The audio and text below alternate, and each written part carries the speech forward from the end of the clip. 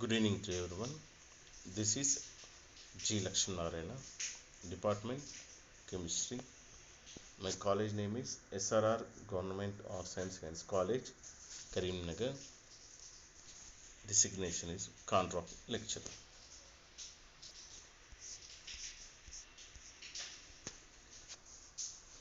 So ఈరోజు మనం తెలుగు మీడియంలో రసాయన గతిక శాస్త్రం ఫిజికల్ కెమిస్ట్రీ రసాయన గతిక శాస్త్రం చాప్టర్ గురించి నేర్చుకుందాం. సో మొదట రసాయన గతిక శాస్త్రం కెమికల్ కైనెటిక్స్. రసాయన గతిక శాస్త్రము ఈ భౌతిక శాస్త్ర విభాగంలో చాలా ప్రత్యేకమైనది. అయితే ఈ శాస్త్రంలో మనము స్థిర ఉష్ణోగ్రత క్యాపిటల్ టి, స్థిర పీడనము క్యాపిటల్ పి, నిర్ణీత గాఢత క్యాపిటల్ సిల మధ్య ఒక రసాయన యొక్క చర్య వేగాన్ని నిర్ణయిస్తారు. అంటే ఒక రసాయన చర్య అనేటువంటిది జరిగితే ఆ రసాయన చర్య యొక్క వేగాన్ని ఏ భౌతిక రాశుల ఆధారంగా నిర్ణయిస్తారు అంటే ఉష్ణోగ్రత, పీడనము మరియు గాఢతల ఆధారంగా నిర్ణయిస్తారు. ఈ శాస్త్ర అధ్యయనం వలన రసాయన చర్యల యొక్క చర్యా వేగాలను, చర్యా విధానాలను మనం తెలుసుకోవడానికి వీలు. సో రసాయన గతిక శాస్త్రం యొక్క ముఖ్య విభాగం లోపల మనము రసాయన చర్య యొక్క వేగాన్ని నిర్ణయించినప్పుడు రసాయన చర్య వేగాలను, రసాయన చర్య విధానాలను మనము తెలుసుకోవడానికి ఈ శాస్త్రం మనకు చాలా ఉపయోగపడుతుంది. ఒక రసాయన చర్యలో ఉత్పన్నాల దక్షత అధికంగా ఏర్పడుటకు కావలసిన పరిస్థితులు ఏ విధంగా ఉండవలెనో ఈ శాస్త్రం వివరించింది. అంటే మనము ఏదైనా ఒక ప్రోడక్ట్ను తయారు చేసుకోవాలంటే అధిక మొత్తంలో మనకు అది దిగుబడి చెందాలి అని అనుకుంటే ఎటువంటి పరిస్థితులు మనకు అనుకూలంగా ఉంటాయి అనేటువంటిది ఈ రసాయన గతిక శాస్త్రం ద్వారా మనకు చాలా ఉపయోగపడుతుంది. ఈ శాస్త్రం కొత్త రసాయన చర్యలు కనుగొనుటకు, అనేక పారిశ్రామిక పదార్థాల అధిక దిగుబడిని పొందుటకు ఉపయోగపడదు. సో ఇంతకుముందు నేను చెప్పినట్టు మనకు ఎక్కువ మొత్తంలో అవసరం ఏదైనా కావాలి అని అనుకుంటే మనకు ఈ రసాయన గతిక శాస్త్రం అనేటువంటిది తక్కువ టైంలో ఎక్కువ ప్రోడక్ట్ మనకు కావాలనుకుంటే ఈ రసాయన గతిక శాస్త్రం మనకు ఎక్కువగా ఉపయోగపడుతుంది. ముడి పదార్థాల నుండి అంటే క్రియాజనకాల నుండి ఏర్పడు ఉత్పన్నం అధికంగా ఉండుటకు అవసరమైన నూతన పద్ధతులను కూడా మనము ఈ రసాయన గతిక శాస్త్రం ద్వారా తెలుసుకోవచ్చు. సో డెఫినేషన్ మనం దీన్ని ఏ విధంగా నిర్వచించవచ్చు?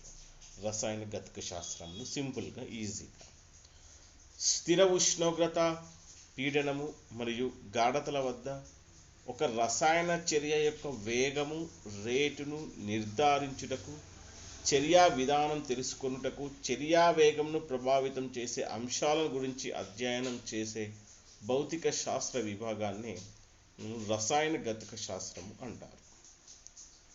స్థిర ఉష్ణోగ్రత, పీడనము మరియు గాఢతల వద్ద ఒక రసాయన చర్య యొక్క వేగము, రేటును నిర్ధారించుటకు, చర్యా విధానము తెలుసుకొనుటకు, చర్యా వేగమును ప్రభావితం చేయే అంశాల గురించి మనం అధ్యయనం చేసే భౌతిక శాస్త్ర విభాగమే మనకు ఈ రసాయన గతిక శాస్త్రం. సో ఈ రసాయన గతిక శాస్త్రం ద్వారా మనము ఉష్ణోగ్రత, పీడనం, గాఢత స్థిరంగా ఉండి రేటును నిర్ధారించుటకు, చర్యా వేగాన్ని కనుగొనుటకు, చర్యా విధానాన్ని ఎటువంటివి ప్రభావితం చేస్తాయి, చర్యా వేగంను కూడా ఎటువంటి అంశాలు ప్రభావితం చేస్తాయి అనేటువంటిది మనము ముఖ్యంగా ఈ రసాయన గతిక శాస్త్రంలో నేర్చుకుంటాము. సో దీనిలో మనకు ఫస్ట్ అతివేగ చర్యలు అంటే తెలుసుంటాం. అతివేగ చర్యలు ఏ చర్యలు అయితే రెప్పపాటు కాలంలో జరిగే చర్యలను మనము అతివేగ చర్యలు అంటాం. అంటే మనం చూసే అంటారు సెకండ్లో, రెప్పపాటు అంటే సెకండ్, మిల్లీ సెకండ్. ఇక్కడ ఇచ్చాడు మనకు 10⁻⁻⁶ సెకండ్. 10⁻⁻6 సెకండ్ అంటే 1/1 2 3 4 5 6 సెకండ్స్లో మనకు జరిగే చర్యలను మనం ఏమంటామట అంటే అతివేగ చర్యలు అంటాం.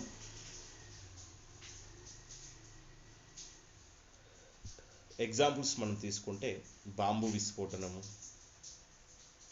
తర్వాత N244 అనేటువంటిది 2NO2గా విడిపోవడం కానీ, తర్వాత AgNO2 NaClలో మనం చర్య జరిపితే AgCl అవక్షేపము NaNO2 అనేటువంటి మనకి ఇక్కడ అతివేగ చర్యలకు ఉదాహరణలుగా చెప్పుకోవచ్చు. అయితే ఇవి మనకు రెప్పపాటు కాలంలో జరుగుతాయి. అంటే ఇవి మిల్లీ సెకండ్లో జరిగే చర్యలని మనము అతివేగ చర్యలు అంటారు. తర్వాత నెమ్మది చర్యలు. ఏ రసాయనిక చర్యలు అయితే కొన్ని నిమిషాల నుండి కొన్ని గంటల వరకు జరుగునో అట్టి చర్యలను మనం నెమ్మది చర్యలు అంటాం. అంటే ఒక రసాయన చర్య మనం స్టార్ట్ చేస్తాం, ల్యాబ్లలో మనం చేస్తూ ఉంటామమ్మా. సో ల్యాబ్లో చేసే చర్యలు కొన్ని గంటలు తీసుకుంటుంది టైం, 2 నిమిషాలు వ్యవధిలో కూడా కొన్ని రసాయన చర్యలు జరుగుతూ ఉంటాయి. సో మనం అటువంటి చర్యలను మనము నెమ్మది చర్యలు అంటాము. ఇక్కడ ఎగ్జాంపుల్ మనం తీసుకుంటే మిథైల్ క్లోరైన్ను ఏదైనా క్షారంతో చర్య జరిపినప్పుడు మన ఈ మిథలాన్ ఏర్పడుతుంది. సో ఇది కూడా మనకు కొంత సమయం తీసుకునే చర్యలు, నిమిషాలు లేదా గంటలు. సో అటువంటి చర్యలని మనం ఏమంటామట అంటే నెమ్మది చర్యలు అంటాం. ఇక అతి నెమ్మది చర్యలు కూడా ఉంటాయి. రసాయనిక చర్యలో ఏ చర్యలైతే కొన్ని రోజుల వరకు జరుగునో అట్టి చర్యలను అతి నెమ్మది చర్యలు అంటాం. అంటే మనకు కొన్ని చర్యలు అనేటువంటివి కొన్ని రోజుల తరబడి కూడా ఆ చర్యలు జరుగుతూనే ఉంటాయి. ఫర్ ఎగ్జాంపుల్ మనకు ఇనుప ముక్కను తీసుకొని మనం గాలిలో పెట్టేస్తే 1 రోజు 2 రోజు 3 4 రోజుల వరకు అది ఏమీ పడదు. కానీ సమయం కొన్ని రోజుల తర్వాత దానిపైన మనకు తుప్పు అనేటువంటిది జరుగుతుంది. ఇక్కడ మనకి ఇచ్చాడు ఐరన్ ఆక్సిజన్తో చర్య ఉంది, గాల్లో తేమతో కూడా చర్య ఉంది. మనకు ferrous oxide 2H2O, Fe2O3 2H2O అనేటువంటి తుప్పు అనే పదార్థం అనేటువంటిది మనం ఇనుప ముక్క పైన గమనిస్తూ ఉంటాం. అయితే ఇది మనకు చాలా అతి నెమ్మదిగా జరిగే చర్యలు. సో చర్యలు అనేటువంటివి మనకి ఇక్కడ 3 రకాలుగా చూసామమ్మా. అతివేగ చర్యలు, రెప్పపాటు కాలంలో జరిగే చర్యలు కొన్ని ఉంటాయి. తర్వాత నెమ్మది చర్యలు కొన్ని గంటలు, కొన్ని నిమిషాల వరకు, కొన్ని నిమిషాలు కొన్ని గంటల వరకు చర్యలు ఉంటాయి. వాటిని నెమ్మది చర్యలు. అతి నెమ్మది చర్యలు ఇవి కొన్ని రోజుల పాటు జరుగుతూనే ఉంటాయి, కొన్ని రోజుల తర్వాత కూడా చర్యలు జరుగుతాయి. వాటిని మనము అతి నెమ్మది చర్యలు అంటాం. నెక్స్ట్ చర్య రేటు, ఇది ఇంపార్టెంట్. చర్య రేటు లేదా చర్య వేగం. చర్య రేటు లేదా చర్య వేగం ప్రమాణ కాలంలో క్రియాజనకాల గాఢతలో తగ్గుదల లేదా క్రియాజన్యాల గాఢతలో పెరుగుదలను చర్య రేటు అంటాము. దీనిని dx/dt చే సూచిస్తాం. ఇక్కడ క్రియాజనకము ఒక చర్య జరిగితే దీనికి గివ్స్ రైస్కు ఎడమవైపు ఉన్న వాటిని మనం క్రియాజనకాలు అంటాము. ఏర్పడిన వాటిని ఏమంటామట అంటే మనం క్రియాజన్యాలు అంటాం. ఏదైతే మనకు ప్రోడక్ట్స్ని ఏర్పరుస్తాయో వాటిని క్రియాజనకాలు, ప్రోడక్ట్స్ అంటే ఏర్పడిన తర్వాత వాటిని ఏమంటాము మనం క్రియాజన్యాలు అంటాము. ఉదాహరణ ఫర్ ఎగ్జాంపుల్ ఈ చర్యను మనం తీసుకుంటే ఇవి మనకు క్రియాజనకాల కిందికి వస్తుంది, ఇదేమో క్రియాజన్యం కిందికి వస్తుంది. సో ఇక్కడ ఏమంటున్నాడు, ప్రమాణ కాలంలో క్రియాజనకాల గాఢతలో తగ్గుదల లేదా క్రియాజన్యాల గాఢతలో పెరుగుదల. అంటే ఒకవైపు తగ్గుతుంది, ఇటువైపు తగ్గితే ఇటువైపు పెరగడం, ఇటువైపు తగ్గితే ఇటువైపు పెరగడం. క్రియాజనకాల గాఢతలో తగ్గుదల లేదా క్రియాజన్యాల గాఢతలో పెరుగుదలని మనము చర్య రేటు అంటాము. దీన్ని ముఖ్యంగా మనము dx/dt చేత సూచిస్తాం. dx/dt చేత మనం సూచిస్తాం. దీన్ని మనం ఎట్లా రాసుకోవచ్చు అంటే క్రియాజనకాల లేదా క్రియాజన్యాల గాఢతలో మార్పును dxతో సూచిస్తారు, కాలంలో మార్పును dt చేత సూచిస్తారు. ఈజీగా రిమెంబర్, చాలా ఈజీ అమ్మ. క్రియాజనకాల లేదా క్రియాజనకాలు లేదా క్రియాజన్యాలు, ఒకటి తగ్గుతుంది లేదా ఒకటి పెరుగుతుంది, ఒకటి పెరుగుతుంది ఒకటి తగ్గుతుంది. దీనిలో మార్పును మనం dx చేత సూచిస్తాం. dx మార్పు అన్నప్పుడు ఇక్కడ మనం d చేత ఇండికేట్ చేస్తామమ్మా, dx చేతిస్తాము. కాలంలో మార్పును మనం దేనితో సూచిస్తామంటే dt చేత సూచిస్తాం. dt చేత సూచిస్తాం. సో చర్య రేటు ప్రకారం మనకి క్రియాజనకాల గాఢతలో తగ్గుదల బై కాలంలో మార్పు. క్రియాజనకాల గాఢతలో తగ్గుదల బై కాలంలో మార్పు. క్రియాజనకాలు లేదా క్రియాజన్యాల మార్పును మనం dx చేత సూచిస్తాము. కాలంలో మార్పును మనం ఏం చేస్తామంటే dt చేత సూచిస్తాం. సో ఇక్కడ చర్య రేటు ఈజ్ ఈక్వల్ టు క్రియాజనకాల గాఢతలో తగ్గుదల అంటే మనం మైనస్ dx బై తర్వాత కాలంలో మార్పు dt అంటే మైనస్ dx బై dtగా రాయొచ్చు. చర్య రేటు ఇక్కడ మనం ఏమని రాసుకోవచ్చు, మైనస్ dx బై dtగా రాయొచ్చు. x అనేటువంటిది క్రియాజనకాల లేదా క్రియాజన్యాలలోని మార్పును, t అనేటువంటిది కాలంలో మార్పును, dt అనేటువంటిది dx అనేటువంటిది క్రియాజనకాల లేదా క్రియాజన్యాల గాఢతలో క్రియాజన్యాల గాఢతలో మార్పును, dt అనేటువంటిది కాలంలో మార్పును సూచిస్తుంది. ఇక్కడ మైనస్ అనేటువంటిది క్రియాజనకాల గాఢతను మార్పును, క్రియాజనకాల లేదా క్రియాజన్యాల గాఢతలో మార్పును, ఇక్కడ మైనస్ అనేటువంటిది తగ్గుదలను, ముఖ్యంగా తగ్గుదలను సూచిస్తుంది. మైనస్ అనేటువంటిది తగ్గుదలను సూచిస్తుంది. మైనస్ dx బై dt అనేటువంటిది క్రియాజనకాల గాఢతలో తగ్గుదలను మైనస్ అనేటువంటి తగ్గుదలను సూచిస్తుంది. అదేవిధంగా చర్య రేటును మనం ఇంకో విధంగా రాసుకుంటే చర్య రేటు ఈజ్ ఈక్వల్ టు క్రియాజన్యాల గాఢతలో పెరుగుదల బై కాలంలో మార్పు. సేమ్ అదే చర్య రేటు. ఇక్కడ మనము క్రియాజన్యాల గాఢతలో పెరుగుదల తీసుకుంటాం, కాలంలో మార్పు. ఇక్కడ తగ్గుదల లేదా పెరుగుదల అంటే dx బై dt ప్లస్ పెరుగుదల కాబట్టి ఇక్కడ మనం ఏం రాస్తామంటే ప్లస్గా రాస్తాం. సో ఇక్కడ ప్లస్ dx బై dt అన్నటువంటిది క్రియాజన్యాల గాఢతలో మనకు పెరుగుదలను మనకు ఇక్కడ సూచిస్తుంది. సో మైనస్ చర్య రేటు అనేటువంటిది మనం ఈజీగా ఈక్వేషన్గా రాసుకోవచ్చు.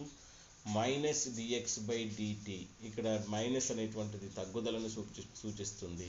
తర్వాత అదే చర్య రేటును మనం ప్లస్ dx బై dtగా రాసుకోవచ్చు. ఇక్కడ ప్లస్ అనేటువంటిది పెరుగుదలను సూచిస్తుంది.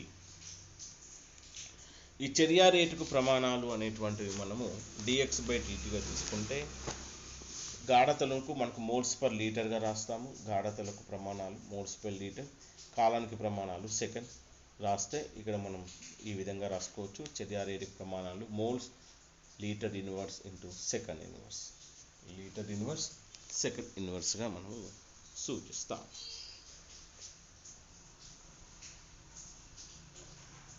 సో దీన్ని మనం గ్రాఫ్ ద్వారా తీసుకుంటే y-అక్షం పైన క్రియాజనకాల గాఢత లేదా క్రియాజన్యాల గాఢతను, x-అక్షం పైన కాలాన్ని తీసుకొని మనం గ్రాఫ్ గీస్తే మనకు చర్య వేగం అనేటువంటి చర్య కాలం అనేటువంటిది సో ఈ రెండు గ్రాఫ్లో సూచించిన విధంగా మనకు వస్తుంది.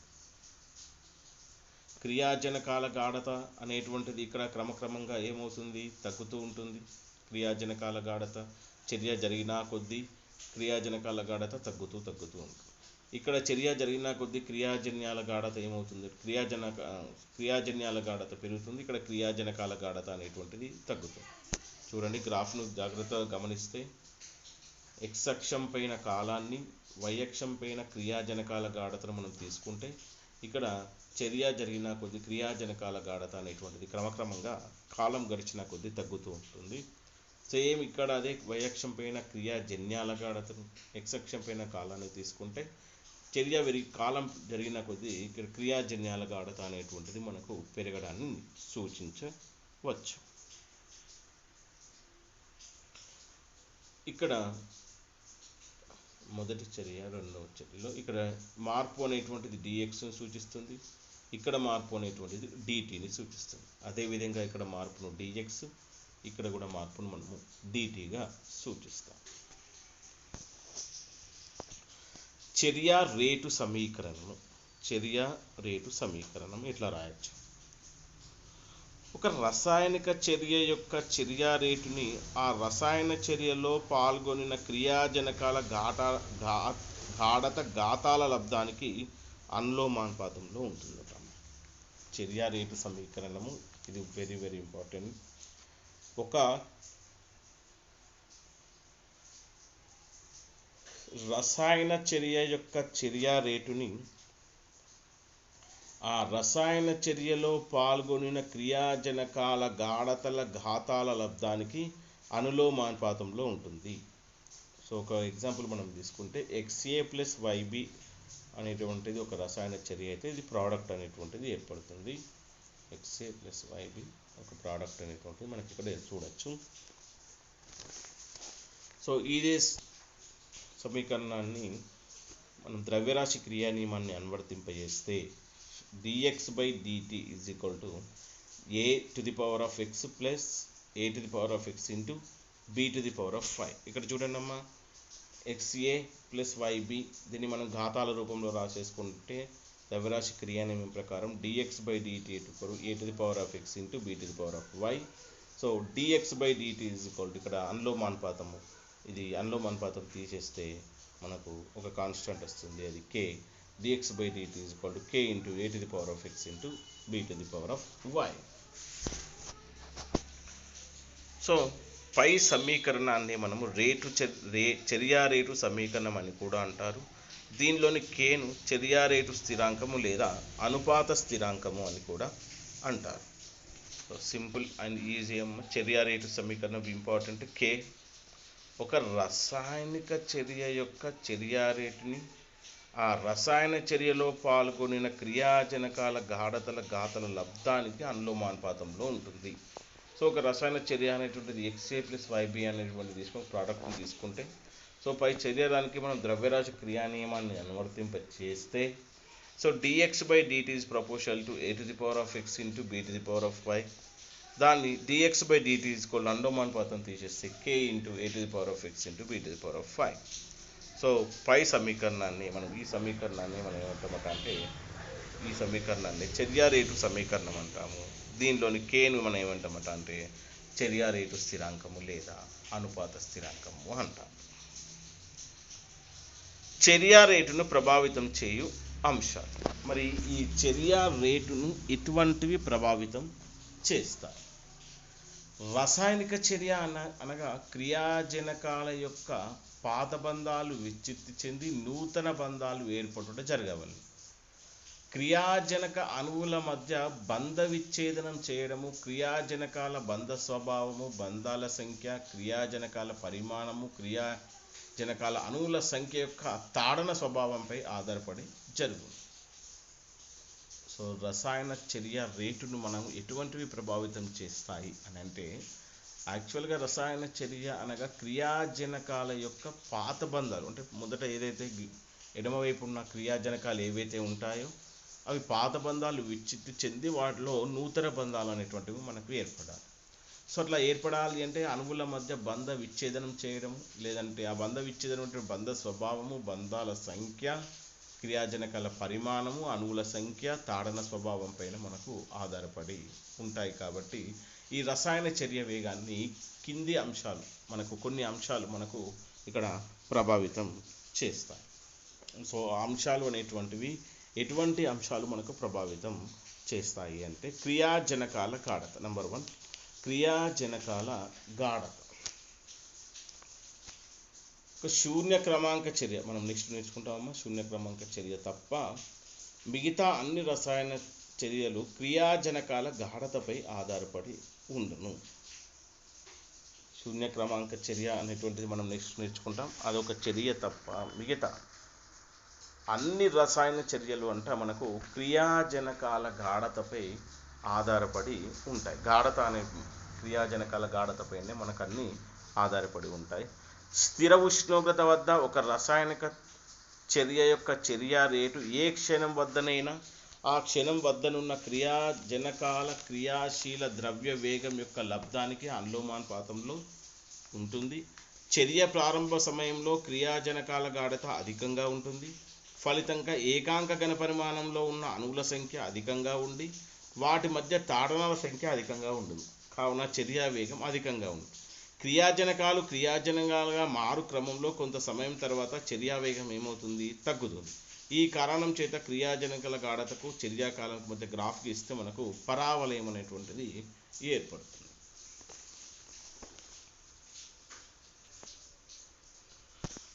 సో స్థిర ఉష్ణోగ్రత వద్ద ఒక రసాయనిక చర్య యొక్క చర్య రేటు ఏ క్షణం వద్దనైనా ఆ క్షణం వద్ద క్రియాజనకాల క్రియాశీల ద్రవ్యరాశుల లబ్ధానికి అనులోమానుపాతంలో ఉంటుంది. సో అంటే మొదటగా క్రియాజనకాల యొక్క గాఢత అధికంగా ఉంటుంది. అప్పుడు క్రియాజనకాల యొక్క గాఢత అధికంగా ఉన్నప్పుడు ప్రారంభ సమయంలో అధికంగా ఉన్నప్పుడు వాటి మధ్య అణువుల సంఖ్య అంటే ఏకాంక ఘనపరిమాణంలో ఉన్న అణువుల సంఖ్య కూడా అధికంగా ఉండి తాడనాల సంఖ్య అధికంగా ఉంటుంది.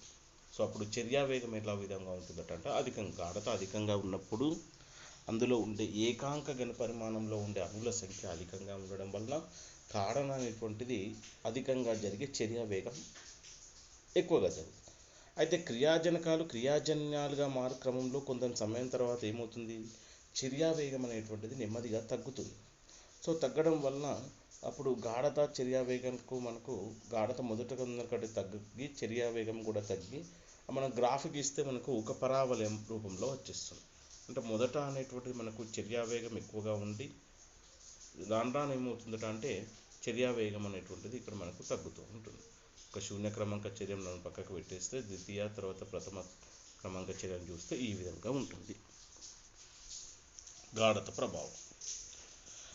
ఉష్ణోగ్రత ప్రభావాన్ని తీసుకుంటే రసాయన చర్యలోని క్రియాజనకాల యొక్క గతిజ శక్తి చర్య యొక్క పరమ ఉష్ణోగ్రతకు అనులోమానుపాతంలో ఉంటుంది. సో ఉష్ణోగ్రత మారినప్పుడు క్రియాజనకాల అణువుల యొక్క గతిజ శక్తి మారను. ఉష్ణోగ్రత మారితే ఆటోమేటిక్గా ఏ పదార్థంలోనైనా సరే మనకు వాటి యొక్క అణువుల యొక్క గతి శక్తి అనేటువంటిది మారుతుంది. ఫర్ ఎగ్జాంపుల్ మనం నీటిని వేడి చేసినాం అనుకోండి. నీటిని వేడి చేస్తే వేడి పెరిగిన కొద్దీ ఆ నీటి అణువులు చలించడం అనేటువంటిది మనకు చూస్తూ ఉంటాం. అంటే ఉష్ణోగ్రత వల్ల మనకు ఆ నీటి అణువులకు గతిజ శక్తి అనేటువంటిది వస్తుంది. సో ఇక్కడ రసాయన చర్యలోని క్రియాజనకాల యొక్క గతిజ శక్తి చర్య యొక్క పరమ ఉష్ణోగ్రతకు అనులోమానుపాతంలో ఉంటుంది. సో ఉష్ణోగ్రత పెరిగితే ఆటోమేటిక్గా అణువుల యొక్క గతి శక్తి కూడా మనకు పెరుగుతుంది. సో ఉష్ణోగ్రత మారినప్పుడు క్రియాజనకాల అణువుల యొక్క గతి శక్తి మారును, ఫలితంగా రసాయన చర్య వేగంలో మార్పు ఏర్పడుతుంది. అనగా ఉష్ణోగ్రత పెంచినప్పుడు క్రియాజనక అణువుల యొక్క గతి శక్తి పెరిగి వాటి మధ్య బలప్రదమైన తారణాల సంఖ్య పెరుగుతుంది. ఫలితంగా చర్య ఉత్పన్నం అనేటువంటిది తొందరగా జరుగుతుంది. ఒక రసాయనిక చర్య యొక్క ఉష్ణోగ్రతను 10 డిగ్రీల సెల్సియస్ పెంచినప్పుడు ఆ చర్య యొక్క సాధారణ శక్తి చర్య రేటు 2 నుంచి 3 రెట్ల వరకు పెరుగుతుంది. అంటే ఉష్ణోగ్రత పెరిగితే ఆటోమేటిక్గా చర్యావేగం ఏమవుతుందట అంటే పెరుగుతుంది. ఎందుకు అని అంటే ఉష్ణోగ్రత పెరిగితే గతిశక్తి పెరిగి అణువుల మధ్య తారణాల సంఖ్య అనేటువంటిది పెరుగుతూ ఉంటుంది. అప్పుడు పెరిగినప్పుడు ఏమవుతుంది, చర్య ఉత్పన్నం అనేటువంటిది తొందరగా ఏర్పడుతుంది. సో ఉష్ణోగ్రతను అంటే మనము 10 డిగ్రీల సెంటీగ్రేడ్కు చర్య రేటుకు ఉష్ణోగ్రతను 10 డిగ్రీల సెంటీగ్రేడ్కు పెంచినప్పుడు సాధారణ చర్య కంటే 2-3 రెట్లు మనకు పెరుగుతుంది. క్రియాజనకాల మరియు క్రియాజన్యాల ప్రభావం. స్థిర ఉష్ణోగ్రత పీడనాల వద్ద క్రియాజనకపు అణువులలోని విచ్ఛేదనం చెందు అణువుల సంఖ్య మరియు క్రియాజనక అణువులలో ఏర్పడు బంధాల సంఖ్య అధికంగా ఉన్న చర్య రేటు తగ్గును. అదే పరిస్థితిలో విచ్ఛేదనం చెందు మరియు ఏర్పడు బంధాల సంఖ్య స్వల్పంగా ఉన్న చర్య రేటు పెరుగును. ఏమంటుంది, స్థిర ఉష్ణోగ్రత పీడనాల వద్ద క్రియాజనకపు అణువులలోని విచ్ఛేదనం చెందు బంధాల సంఖ్య, క్రియాజనకుల అణువులు ఏర్పడు బంధాల సంఖ్య అధికంగా ఉంది అనుకోండి. అంటే విచ్ఛేదనం చెందు బంధాల సంఖ్య క్రియాజనక అణువులో ఏర్పడే బంధాల సంఖ్య కంటే అధికంగా ఉంటే చర్య రేటు ఏమవుతుందట అంటే తగ్గుతుంది. అదే రివర్స్గా విచ్ఛేదనం చెందు ఏర్పడే బంధాల సంఖ్య కంటే స్వల్పంగా ఉంటే ఆటోమేటిక్గా చర్య రేటు ఏమవుతుందట అంటే పెరుగుతుంది. సో ఇది కూడా మనకు ఈ ప్రభావం క్రియాజన్యాల లేదా క్రియాజనకాల ప్రభావం కూడా చర్య రేటు పైన ఉంటుంది. ఇప్పుడు మనం ఇక్కడ 2 రసాయన చర్యలను గమనిస్తే రసాయన చర్య మనలో 5 బంధాలు విచ్ఛిత్తి చెంది తిరిగి మనకు 5 బంధాలతో ఉన్నటువంటి ఉత్పన్నం ఏర్పడింది. రసాయన చర్య సెకండ్ చూస్తే 8 బంధాలతో విచ్ఛిత్తి చెంది 8 బంధాలు ఉన్నటువంటి పదార్థం అనేటువంటిది ఉష్ణోగ్రత పీడనంలో క్రియాజనకాల గాఢత 2 చిలకు ఒకే విధంగా ఉన్నప్పటికీ రసాయన చర్య ఒకటి వేగంగాను ఒకటి వేగము అధికంగా అనేటువంటిది ఉంటుంది. ఇది మనకు క్రియాజన్యాల యొక్క ప్రభావం పైన మనకు చూడవచ్చు. ఉత్ప్రేరక ప్రభావం. ఉత్ప్రేరకము మనకు తెలిసిందే. ఉత్ప్రేరకము అంటే చర్యలో పాల్గొనదు కానీ చర్య రేటును పెంచడానికి మాత్రం ఉపయోగపడుతుంది. అదే ఉత్ప్రేరకం. రసాయన చర్యలో పాల్గొనకుండా చర్యా వేగాన్ని పెంచే స్వల్ప పరిమాణం గల పదార్థాన్ని మనం ఉత్ప్రేరకం అంటాము. ఉత్ప్రేరకము చర్యా విధానంలో పాల్గొని చివరి వరకు ఎలాంటి మార్పు చెందకుండా ఉంటుంది. చర్యా విధానంలో పాల్గొన్నప్పుడు అది క్రియాజనకు అణువుల యొక్క ఆఫ్రోల్ శక్తిని తగ్గించును లేదా క్రియాజనకాల చర్యలో పాల్గొనడానికి కావలసిన శక్తిని, ఉత్తేజిత శక్తిని అది అందిస్తుంది. ఫలితంగా చర్యా వేగం అనేటువంటిది పెరుగుతుంది. అంటే ఈ చర్యా వేగం పెరగడంలో మనకు ఉత్ప్రేరకం అనేటువంటిది ముఖ్య పాత్రను పోషిస్తూ ఉంది. ఇక్కడ చర్యా విధానం లోపల ఉష్ణోగ్రత పెంచినప్పుడు క్రియాజనకపు ఇక్కడ ఎప్పుడైతే మనకు ఉత్ప్రేరకం లోపల చర్యలో పాల్గొని చివరి దశకు ఎలాంటి అణువులు మార్పు చెందకుండా ఉంటుంది. ఈ చర్యా విధానంలో పాల్గొన్నప్పుడు క్రియాజనకాల యొక్క థ్రెషోల్డ్ శక్తిని ఇది ఏమవుతుంది, ఉత్ప్రేరకం తగ్గిస్తుంది. క్రియాజనకాల చర్యలో పాల్గొన్న శక్తిని మాత్రం ఈ ఉత్తేజ శక్తిని ఇది అందించడం వల్ల మనకు ఉత్ప్రేరకం అనేటువంటిది ప్రోడక్ట్ లభించటకు చాలా తోడ్పడుతుంది. ఉత్ప్రేరకం క్రియాజనక అణువులను శోషించుకొని వాటిలో ఉన్నటువంటి ఏక బంధాలను వాటిలో ఉన్న బంధాలు ఏవైతే ఉంటాయో, పాత బంధాలు ఏవైతే ఉంటాయో వాటిని బలహీనపరచును. ఫలితంగా చర్యా వేగం ఏమవుతుందట అంటే పెరుగుతుంది. ఉత్ప్రేరక పరిమాణం అధికంగా ఉన్నట్లయితే చర్యా వేగం అధికంగా జరుగుతుంది. ఇక్కడ మనం గ్రాఫ్ను పరిశీలిస్తే ఉత్ప్రేరకం ఉన్నప్పుడు చర్యా రేటు, ఉత్ప్రేరకం లేనప్పుడు మనము ఈ గ్రాఫ్ని ఈ విధంగా పరిశీలించవచ్చు.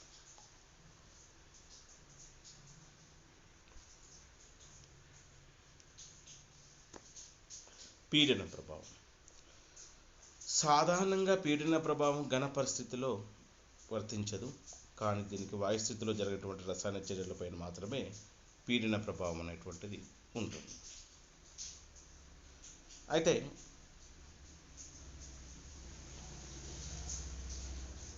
లిషాకియర్ సూత్రం ప్రకారం రసాయన చర్యల్లో పీడనాన్ని పెంచిన చర్యా వేగం అనేటువంటిది పెరుగుతుంది.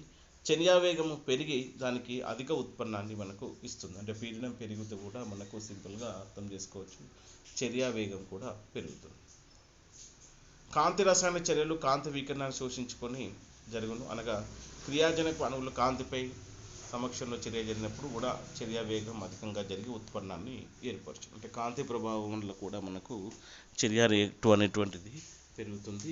ఏవైతే మనకు క్రియాజనకాలు కాంతిని శోషించుకొని క్రియాజన్యాన్ని ఉత్పత్తి వాటిలో కూడా మనకు కాంతి అనేటువంటిది మనకు చాలా చర్యా వేగాన్ని పెంచడానికి ఉపయోగపడుతుంది. నెక్స్ట్ వెరీ ఇంపార్టెంట్, చర్యా క్రమాంకం. చర్యా క్రమాంకం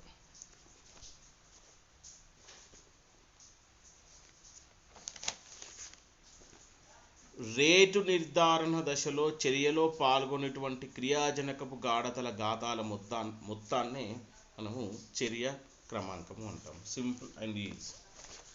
రేటు నిర్ధారణ దశలో మొదటి దశ అన్నమాట. ఫస్ట్ రేటు నిర్ధారణ దశలో చర్యలో పాల్గొన్నటువంటి క్రియాజనకపు గాఢతల ఘాతాల మొత్తాన్ని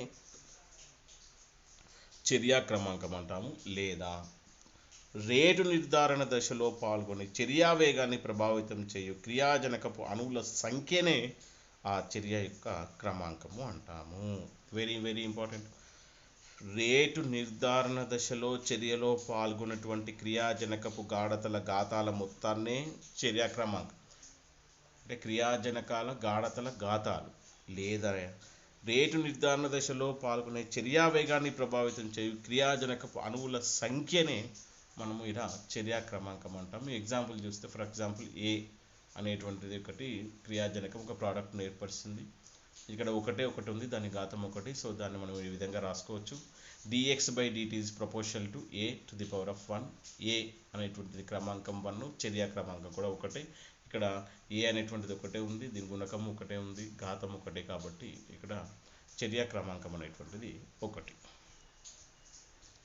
2A అని ఇంకొక దానికి ఎగ్జాంపుల్గా తీసుకుంటే ప్రోడక్ట్ పై చర్యలో ద్రవ్యరాశి క్రియ నియమం ప్రకారం మనము same dx/dt proportional to a⁴ అని రాసుకోవచ్చు.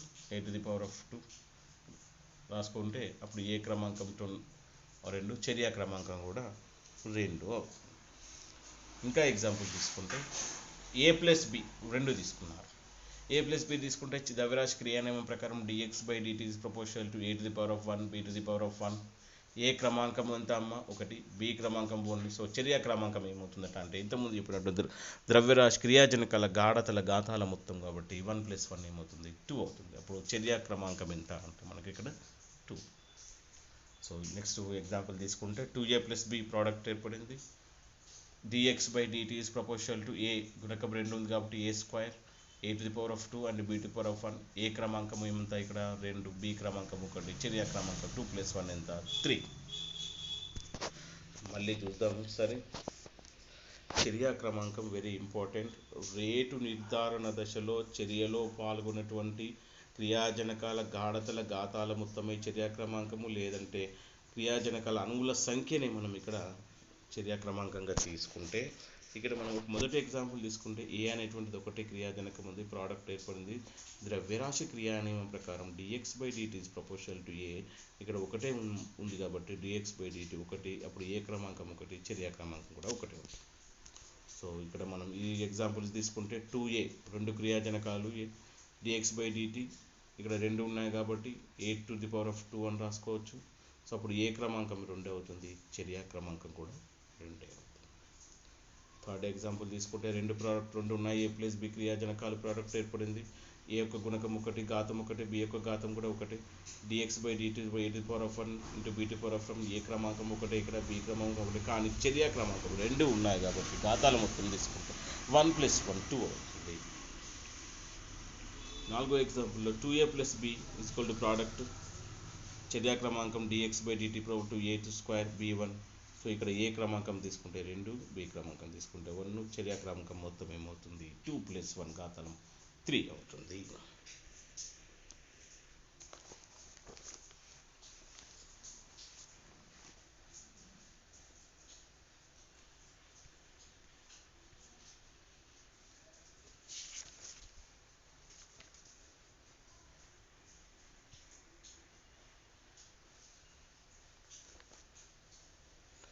తర్వాత ఇక్కడ చర్యలో పాల్గొనే ఏదైనా ఒక క్రియాజనకం యొక్క గాఢతం అధిక పరిమాణంలో ఉన్నట్లయితే ఆ క్రియాజనకం గాఢతను చర్య రేటు ప్రభావితం చేయదు. సో కావున అధిక పరిమాణంలోని క్రియాజనక క్రమాంకాన్ని మనము ఎట్లా తీసుకోవాలి అంటే 0గా తీసుకోవాలి.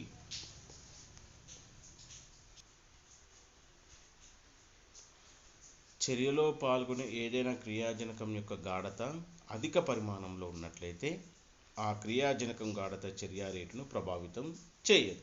కావున అధిక పరిమాణంలోని క్రియాజనకాన్ని మనము ఇక్కడ ఎట్లా తీసుకుంటారు, దాన్ని 0గా తీసుకుంటారు.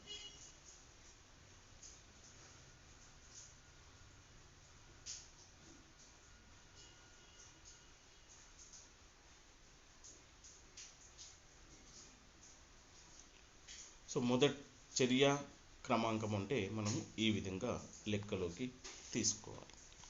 తర్వాత చర్య అణుత తీసుకుంటే రేటు నిర్ధారణ దశలో చర్యలో పాల్గొనే అణువుల సంఖ్యనే చర్య అణుత అంటాం. చర్య అణుత రేటు నిర్ధారణ దశలో చర్యలో పాల్గొనే అణువుల సంఖ్య ఎన్ని అణువులు అయితే ఉంటాయో అన్ని అణువుల సంఖ్యనే మనకి ఇక్కడ చర్య అణువుతగా తీసుకుంటాము చర్యలో రేటు నిర్ధారణ దశలో. ఫర్ ఎగ్జాంపుల్ మనకి ఇక్కడ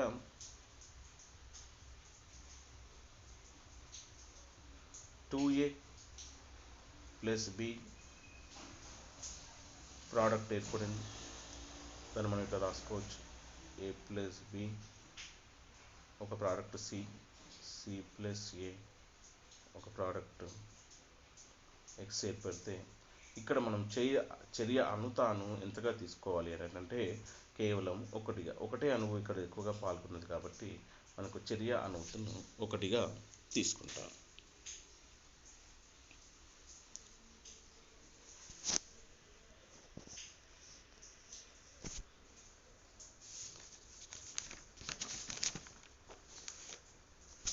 చర్య క్రమాంకము అనుత మధ్య కొన్ని తేడాలు మనం చూస్తే, చర్యా క్రమాంకాన్ని చర్యలో పాల్గొన్నటువంటి క్రియాజనకాల గాఢతల లబ్ధాన్ని చర్యా క్రమాంకం అంటాము.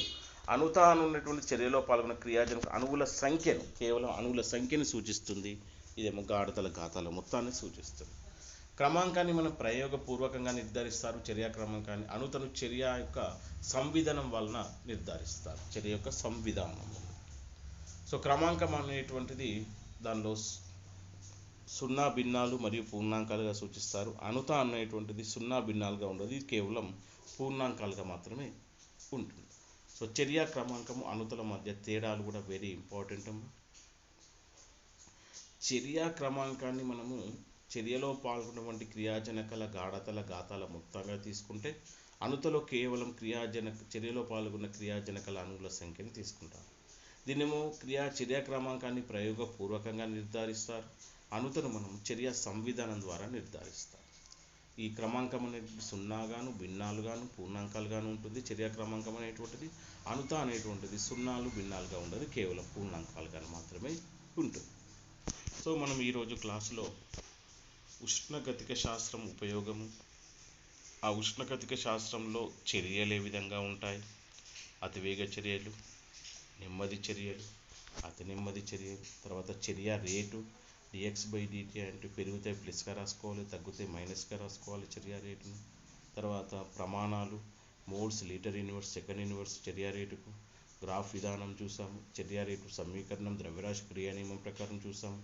చర్య రేటును ప్రభావితం చేసేటువంటివి మనకు తెలుసు: క్రియాజనక గాఢత, తర్వాత ఉష్ణోగ్రత, తర్వాత క్రియాజన్యాల ప్రభావము, ఉత్ప్రేరక ప్రభావము, తర్వాత పీడన ప్రభావాలు ఎట్లా ఉంటాయో నేర్చుకున్నాం, కాంతి ప్రభావం.